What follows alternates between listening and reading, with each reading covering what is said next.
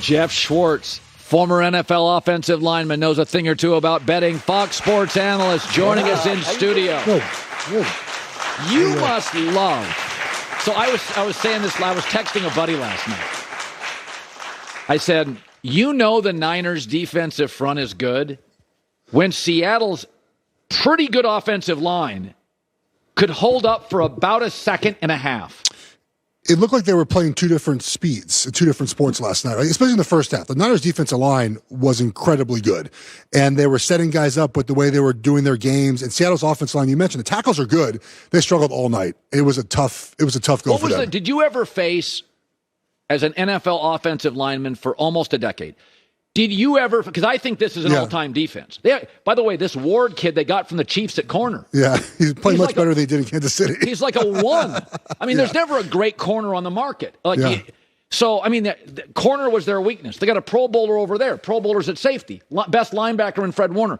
Did you ever face a defensive line where you knew on film going in it's going to be a rough week?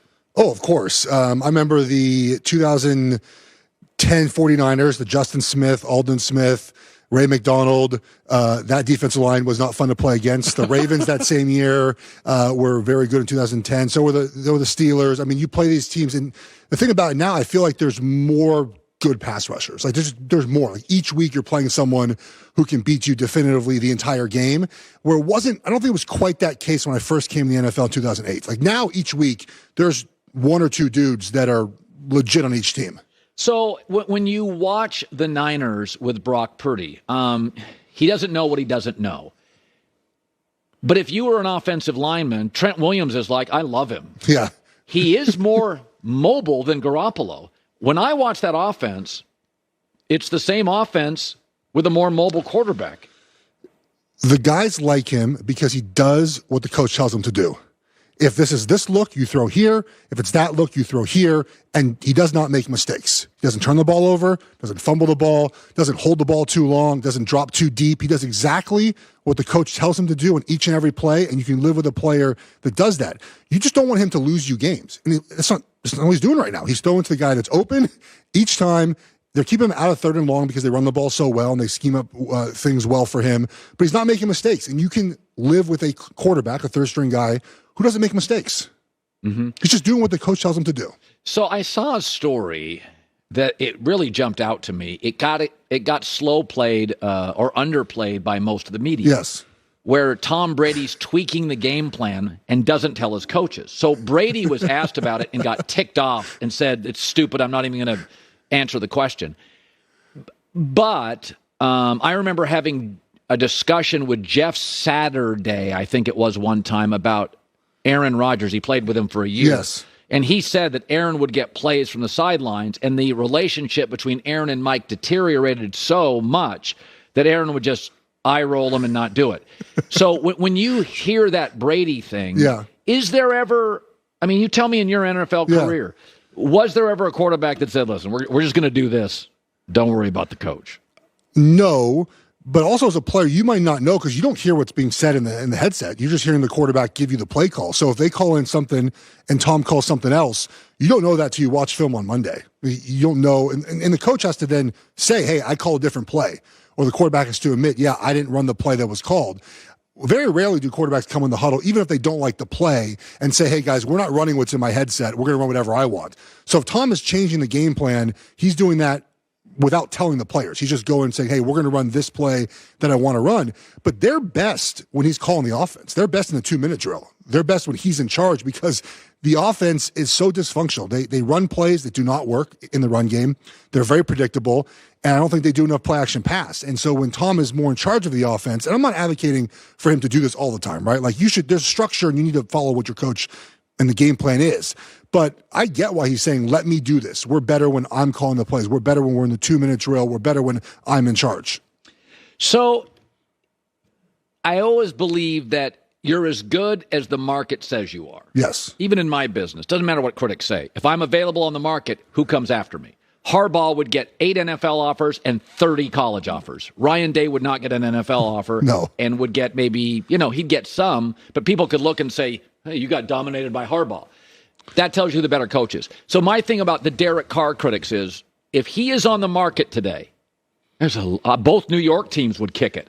I think I think Washington, Indianapolis is, so it's an interesting situation. So right now, let's put up, if we can, guys, the draft board. So they end the year against the Niners and Chiefs. Yes. And they face the Patriots and go to Pittsburgh.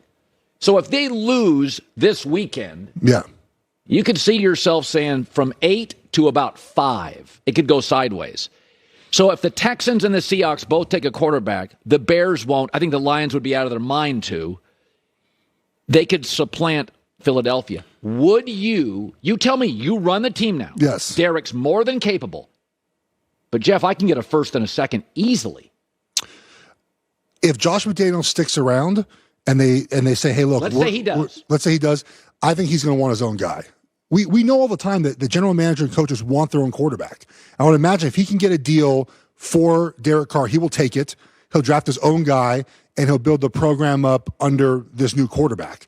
But I could also see him saying, look, we'll ride one more year with Carr.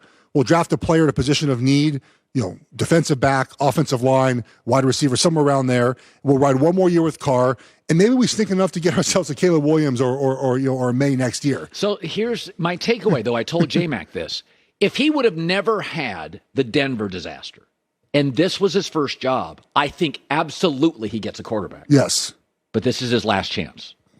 Okay, bombed in Denver, doesn't work here. The $7 million a year jobs, there are not many on the planet. You're done getting them. So my takeaway is, part of him is thinking, well, I can win with Derek Carr if I clean this defense up. Yes, but you're never going to be good enough to win the division, right? I mean, you'll be close. But the Chiefs are about to win their 7th division in a row, and this is a year where they're supposed to be down, right? Starting 4 rookies on defense or playing 4 rookies, brand new wide receiving core, and you have the Chargers seems to be maybe over that hump finally. The Broncos can't be as bad next year. Maybe they can. Yeah. But, you're in a position where is Carr that quarterback to even win you the division? And I could see him saying, look, we'd rather go with a young guy who has more upside possibly, and let's go get ourselves another first-round pick for Derek Carr. So tomorrow night, Buffalo, windy Tua. So I made this comp yesterday. Left-handed, SEC, played with great players, religious conviction, physical limitations, get drafted, overdrafted, and people in their building are split on them. In their building. Yes. And they go on a winning streak, and we think they're something they're not. And in the end, if Tua gives us the 3rd straight game where he's overwhelmed, there is a Tebow feel to it. Now, he's a much better passer than Tebow. Tebow's a much bigger, stronger athlete, though. And, by the way, Tebow's got a playoff win. Tua doesn't. Yeah. And I'll just ask you, if he unravels for a 3rd time, and he's not just struggled, Geoff, it's been 3 for 17 stuff. It's like Tebow stuff.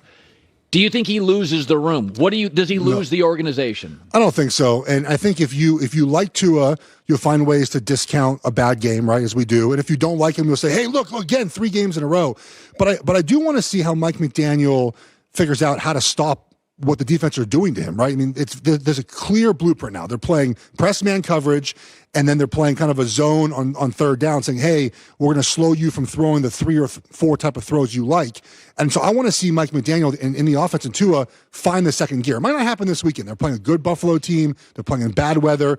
But I want to give them a chance to figure that part out before I say, hey, Tua can't do it. This coaching staff can't do it. We're moving off of Tua. To the Tebow thing, he's not even close. Tebow's here too. I mean, I don't think it's close. Okay. Well, Tebow didn't get hurt a lot. Fair enough, but he only played 3 seasons in the NFL. I know. Yeah, I'm saying I think Tua's far better than Tebow. Okay, that's fine. So Bosa roughing the passer. You watch it. We saw it with Herbert. Yeah. How does an offensive lineman view it? I don't like it. And I think if they want to review them, fine, but it needs to be like a 30-second review. And I get the argument that, hey, you want these guys to stay healthy, but my question when it comes to calling these and to calling targeting in college football, okay, is that are defensive linemen and linebackers, are they actually thinking in the moment, ooh, I don't want to get a targeting. I don't want to, I don't think they're thinking, they're not changing the way they're playing because you're calling more of these. And maybe they are in the NFL, they're not kind of diving on those quarterbacks, they're kind of rolling to the side. But in the end, guys, I don't think are fundamentally changing the way they're playing the game to avoid these type of plays. And so I like this is not a roughing the passer. Like it could have changed the game. It was 21-3. It was going to be 28-3. Instead, Seattle scores, and now it's a close game at the end. Like, to me, that's not roughing the passer. I get what the rule is, but I would not have forced it like that. So, watching Seattle last night, it's interesting because you look at the I don't have them with me. I wish I did. If you look at Geno Smith's numbers, it's like I think like 31 or 32 of 44. Yeah. You look at his numbers. If I never seen him play, you're like, oh, he spread the ball around to 7 receivers. He's more than capable. He's Geno from 10 years ago or 9 years ago, but he's adult. He's focused. He's a grown up. Yes. He's always been big, and he's always had a good arm. So, but my take is Seattle has 2 first-round picks, one of them top 5 because of Denver, and they're just never going to be there again. So they just have to take a quarterback. They just don't. I think Seattle doesn't probably have a choice. But it is interesting because you watch Geno, size, arm, focus, players love him. What do you make of what Seattle's going to do now with Geno? I think they have to keep him on a short-term deal if they can and then draft a young kid. Like, I don't think – there's very rare in NFL history a player in year 8 or 9 becomes it's almost an elite, especially at that position, and really any position. It doesn't happen that often, right? And I don't know if Geno's going to be that guy. I'm not sure if you're Seattle, you can take that chance. You have a young roster, add a young quarterback, use that money you have saved because you have a young roster, bring some veteran players in, and all of a sudden, boom, you're a contender probably in 2024 with a young quarterback. Like, to me, Geno doesn't scream, we're going to beat the Niners moving forward. We're going to win the NFC. Like, he's capable, good enough. Yeah. But he's not special. Correct. And I'm not sure that, in this draft, the quarterbacks will obviously look. It's evaluating quarterbacks is so different now, right? It's about more arm talent and what they can be than what they've done in college. It's just totally different way. There's 3 of them, and I have a strong feeling on all of them. Bryce Young is plug and play tomorrow, but I really worry about his lack of size. Yes. Will Levis is the most talented, but needs to be refined badly. Sure. And I don't get C.J. Stroud. Yeah, C.J. Stroud, I feel like he's in the mold of some other Ohio State quarterbacks. But like a guy like Anthony Richardson at Florida, like, are you telling me that, 7, 8, 9 years ago, you would never draft a guy like that in the first round? But you telling me with his physical talent, I know he's big and moves. You couldn't coach him up for a year like a Josh Allen, and in year 3 he's an MVP candidate. Like, he has the physical gifts. 10 years ago, I would have said no chance he makes it. But we're seeing now that the gifts, like if you are physically gifted, coaches in the NFL will find a way to get you better. Not all coaches, but enough. Jalen Hurts, essentially, Bama's like, you can't throw. Yes. He goes to Lincoln Riley, second in the Heisman. Yes. And so the coaches are finding a way now to unlock the potential of these arm talent quarterbacks in a way that never happened 10, 15 years ago. And so you can't convince me anymore that a quarterback can't make it. Coaching matters a lot, obviously. But yeah, I mean, any of these guys, I think Will Levis and Richardson, to your point, have the physical tools. Bryce Young's a little bit smaller, but plug and play. And Stroud has the tools, but there's something about even just the Ohio State team in general that I just don't like. By the way, you are very like McIntyre. You are very much in the gambling space. Yes. He didn't like my picks this week. Bears +9, Titans +3, Colts +3.5, Packers -7, Raiders -1.5. Are there any of those you really like? I took the Titans +3 in my 5 this week. We almost took the Packers. We didn't do that. The Bears is tough because the Eagles are like a juggernaut. You're just taking a number. I get that at 9, but the Eagles could win this game by like 3 touchdowns, just running the ball. Cowboys next week. Game. I get that, but the way their offense kind of runs, like they're just a machine. They just hand the ball off and blow holes in the defense and just run the ball down the field. I like watching them play. What was your favorite pick of the week? My favorite. I like the Jets. Now the Jets. See, that was my thing. You can't bet that now. I can't bet that anymore. And by the way, Kenny Pickett's not playing, so that game's off. Yeah, like there's the quarterback injuries. The Titans +3 was one of my favorite because I just think they're gonna run the ball, which Miami did not do against the Chargers. Bosa and is they have out. To win. Derwin James out. It's still, and their defensive line's all beat up. And the Chargers are just untrustworthy at all times. As a favorite, yeah, never bet them. No chance. Good seeing you. I'm here, buddy. Hi, everybody. Thanks for watching. Subscribe here to get the latest from the show. Also, be sure to check out more of the best clips from The Herd or go watch a few segments from other shows on FS1.